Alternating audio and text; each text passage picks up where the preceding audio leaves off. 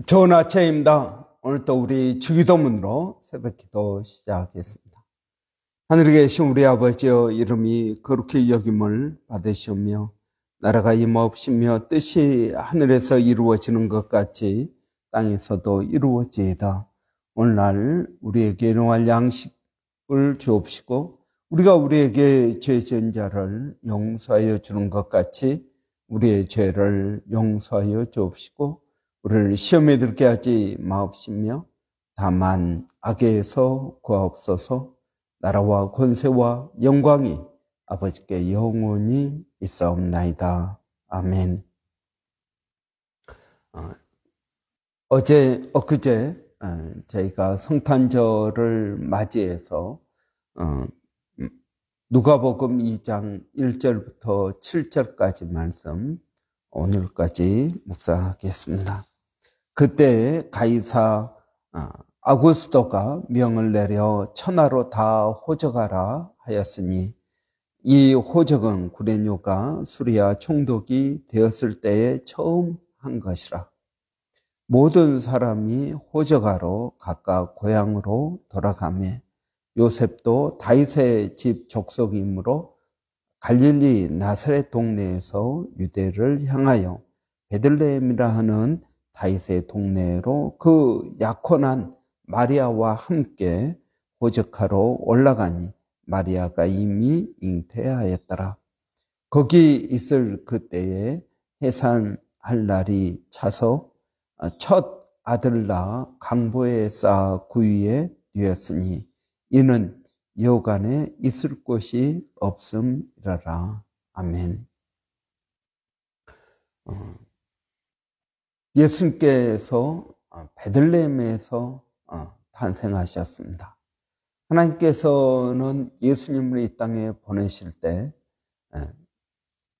태어나야 되는 시간, 또 태어나야 하는 장소, 이것을 창세전에 예정하신 것을 우리는 볼 수 있습니다. 하나님께서 계획하시고 또 우리가 지난주 보았던 것처럼 동방의 박사들이 별을 보고 베들레헴까지 왔습니다. 여러분, 그 말은 별은 일정한 주기로 움직입니다. 그렇기 때문에 여러분, 이 별을 동방 박사들이 별을 보고 올 때 그것은 창세 전에 하나님께서 이미 계획하시고 창조 넷째 날 별들을 만드실 때 이 모든 것들을 다 계산 속에 넣으신 것을 볼 수 있습니다. 뿐만 아니라 예수님께서 태어나시는 것에 대해서 창세기 3장에 이미 여자의 후손이 뱀의 머리를 밟을 것이다. 여자의 후손 예수 그리스도의 탄생을 예언하고 있습니다.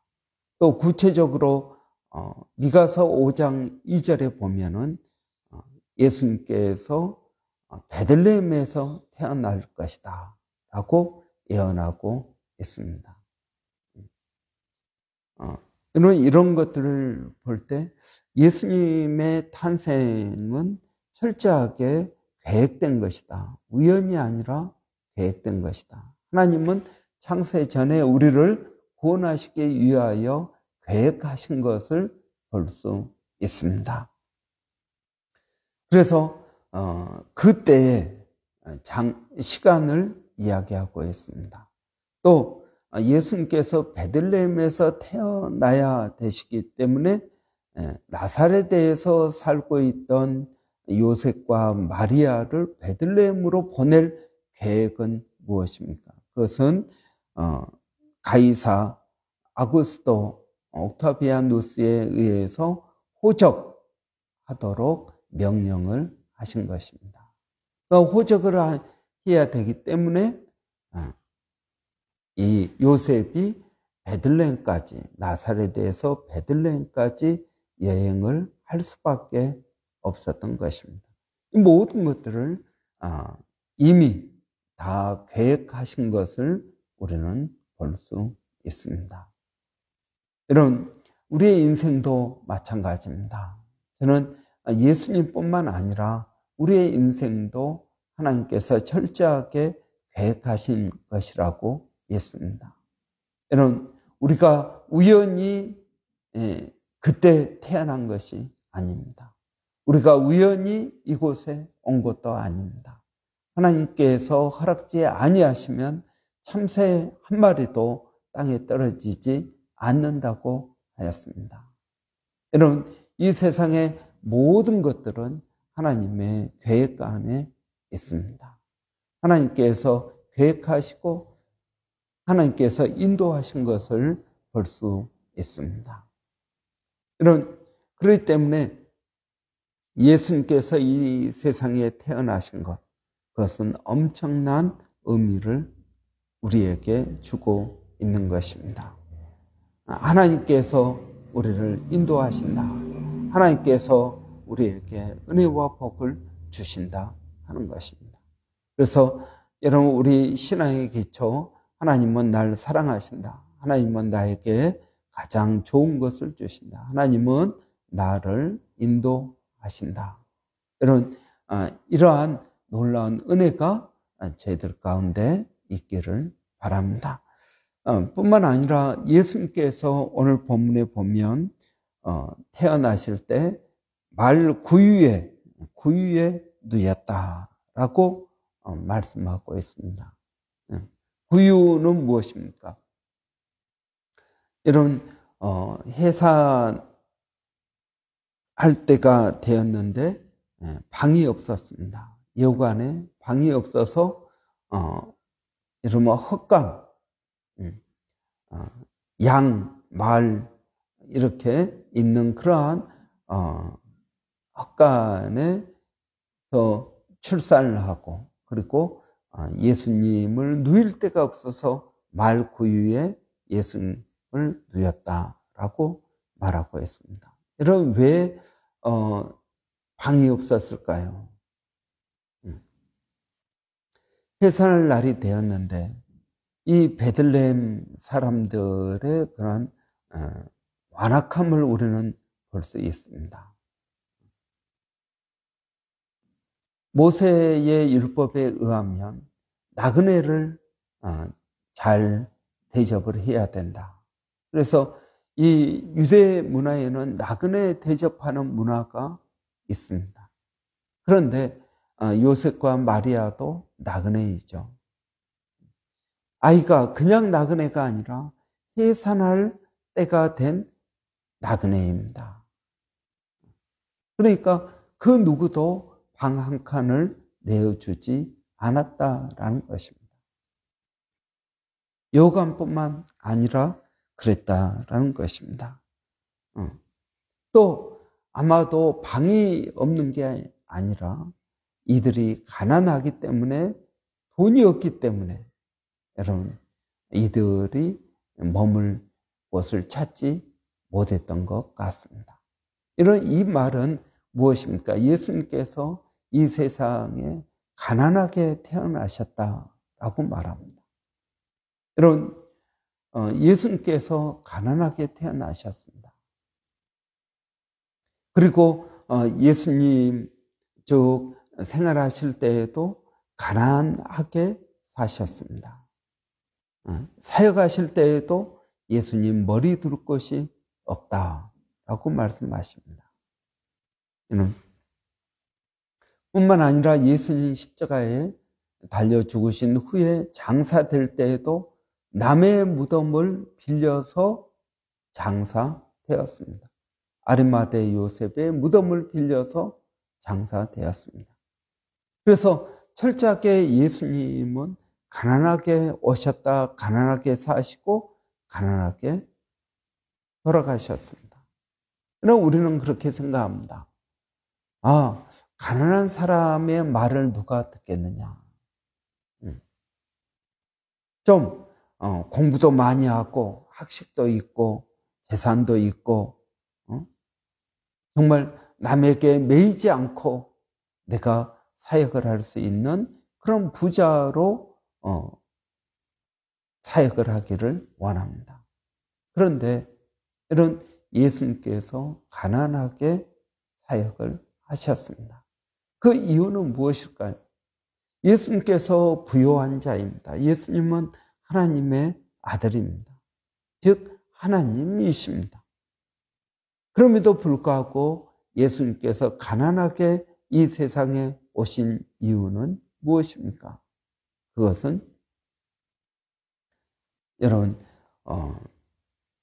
바울이 고린도 후서에서 말씀하고 있습니다. 여러분 바울은 고린도 후서 8장 9절에서 부요한 자로 가난하게 되신 것은 가난한 우리를 부욕해 하기 위해서 가난하게 되신 것이다 라고 말씀하고 있습니다. 여러분 예수님은 가난한 자이셨습니다. 예수님께서 가난한 자로 이 세상에 오신 이유는 무엇입니까? 그것은 우리를 부요하게 하기 위해서다 한 것입니다. 그러니까 예수님의 삶은 철저하게 대속적인 삶이었습니다. 우리를 위하여 그렇게 하신 것이다 하는 겁니다. 십자가에 달려 죽으실 때 예수님께서 찢기신 이유에 대해서 이사야는 말씀하고 있습니다. 그가 찢김으로 우리가 나음을 입었다라는 것입니다. 그러니까 예수님께서 피를 흘리고 죽으신 그것은 우리가 죽어야 되는 그 자리에 예수님께서 대신 죽으신 것입니다. 예수님께서 부요한 자로 가난하게 되신 것은 가난한 우리를 부욕해 하기 위해서 가난하게 되신 것입니다. 뿐만 아니라 예수님이 찢기신 것은 우리를 낫게 하기 위하여 찢기신 것이다 하는 것입니다. 여러분 우리는 이 예수님의 대속적인 삶, 탄생부터 십자가에 달려 죽으시고 부활하시기까지 철저하게 우리를 위한 삶이었던 것을 볼 수 있습니다. 이런 예수님은 가난한 자로 오셨습니다. 예수님은 이 세상에 환영받지 못하였습니다. 여러분 사람들은 메시아가 베들레헴에서 태어날 것이다라는 동방박사의 소식을 듣고 예루살렘이 소동하였다라고 말하고 했습니다. 예루살렘이 소동하였습니다. 그런데 아무도 그 동방박사를 따라서 예루살렘에서 베들레헴으로 예수님 태어나신 것을 보러 오지 않습니다. 누가 보러 옵니까? 동방박사들, 이방인이죠. 그리고 목자들. 여러분 들판에서 양을 치고 있던 목자들이 천사들의 그러한 소식을 듣고 베들레헴으로 와서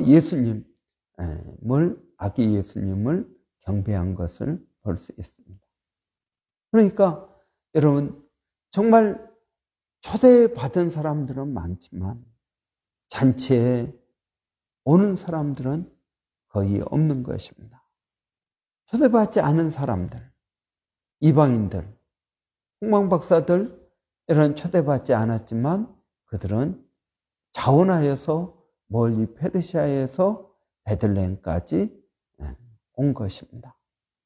또 초대받지 않은 목자들, 사회적으로 가장 낮은 사람들입니다. 이 목자들이 예수님의 탄생을 보러 옵니다. 그것도 천사들의 소식을 듣고 옵니다.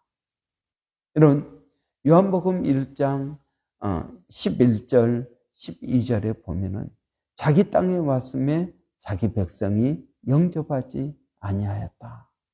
예수님께서 하나님으로서 자기 백성 유대인들에게 왔지만 어디에서 태어날 것인지 이미 다 알고 있지만 그들은 영접하지 않았다라는 것입니다. 그렇지만 요한복음 1장 12절 영접하는 자 곧 그 이름을 믿는 자들에게는 하나님의 자녀가 되는 권세를 주셨다라고 말씀하고 있습니다. 하나님의 자녀가 되는 권세를 주신 것입니다. 누구에게요? 영접하는 자에게 그러한 권세를 주셨다는 것입니다. 여러분, 예수님은 태어날 때 환영받지 못했습니다. 또 예수님께서 빌라도의 법정에 있을 때 빌라도가 예수님을 풀어주고자 하지만 그 백성들은 뭐라고 합니까? 예수를 십자가에 못 박으라고 말합니다. 예수님을 거절한 것입니다. 빌라도가 이렇게까지 말합니다. 유대인의 왕이라고 하는 예수를 내가 어떻게 알아? 우리의 왕은 가이사밖에 없다. 그렇기 때문에 예수는 우리의 왕이 아니다. 여러분, 예수가 유대인의 왕이 아니고 가이사, 로마의 황제가 여러분 자신들의 왕이라고 하는 여러분 이 말을 하나님께서 들으실 때 하나님을 왕으로 생각지 않고 로마의 황제가 자신들의 왕이라고 이야기하고 있는 것입니다. 철저하게 예수님은 환영받지 못한 삶을 사셨습니다. 가는 데마다 배척당했습니다.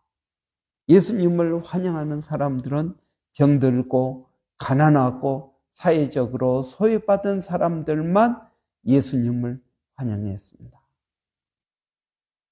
여러분, 예수님께서 말씀하십니다. 내가 암탉이 병아리를 모으려고 한 것처럼 내가 얼마나 너희를 모으려고 했는지 아느냐. 예수님께서 그 유대인들 회개하고 돌아오도록 예수님께서 그들에게 회개를 촉구하고 여러 가지 표적들을 보여주시면서 그들의 회개하기를 바랬지만 결국 그들은 회개하지 않은 것입니다. 암탉이 병아리를 모으려고 그렇게 했지만 오지 않았다라는 것입니다. 그래서 어떻게 됩니까? AD 70년에 그들이 황제, 자신들의 왕이라고 말하는 로마 황제 군대에 의해서 예루살렘이 초토화됩니다.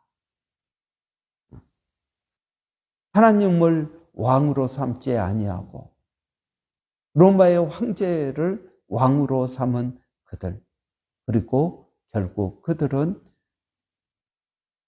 처참하게 멸망당하고 맙니다.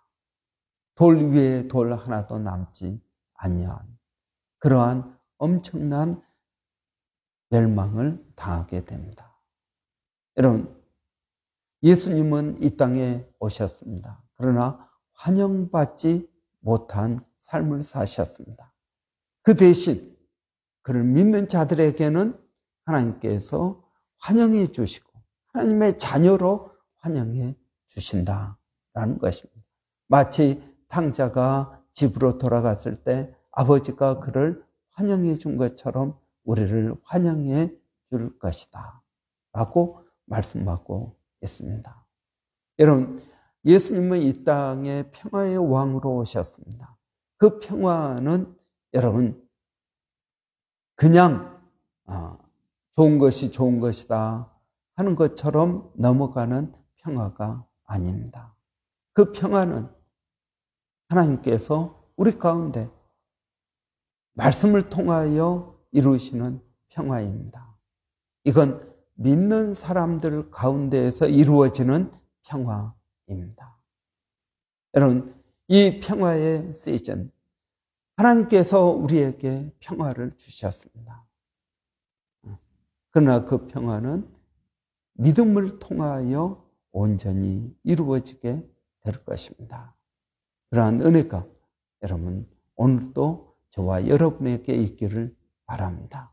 성탄의 깊은 의미가 우리 가운데 묵상되고, 그리고 성탄의 그 은혜가 저와 여러분 가운데 함께하기를 바랍니다. 기도하겠습니다. 살아계신 아버지 하나님, 은혜를 감사합니다. 오늘도 저희들에게 성령의 은혜를 더하여 주시고 주님을 의지하고 믿음으로 나갈 수 있도록 하나님 도와주시기를 원합니다.